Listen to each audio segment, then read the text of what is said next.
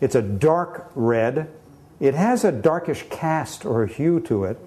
And we can see that there's no purple at the rim, but there's no real brown in the wine either. It's still youthful. Just perhaps touches of brick, just a little touch. And it has a wonderful, ripe, red cherry aroma. It's quite rich.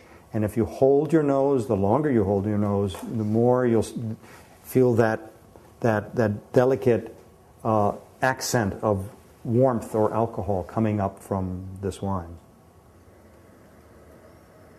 But there's a lot of depth in this wine, a lot of power there.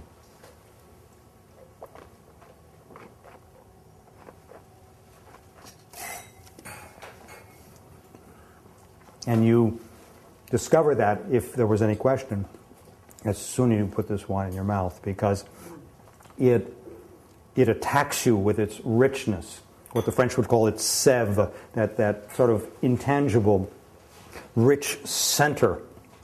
And it closes up very quickly. And it's held together by a shell of tannin. And I would say not extremely low, moderate acidity. As you see, after the tannin, after that astringent quality dissipates, you still notice that fine sharpness, don't you? Thereafter, that's the acidity coming to the fore. So it's not extremely high acidity, but it's still present in the wine. It's not very low, which you might expect from a very, very hot year like 2003.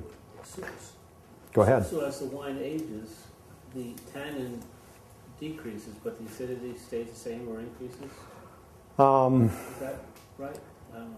Well, eventually there will be an amalgam of all.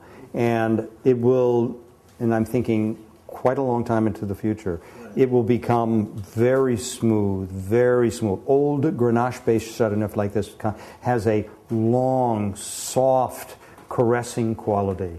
And you no longer notice the tannin. The tannin turn into a sweet saddle leather quality in the finish.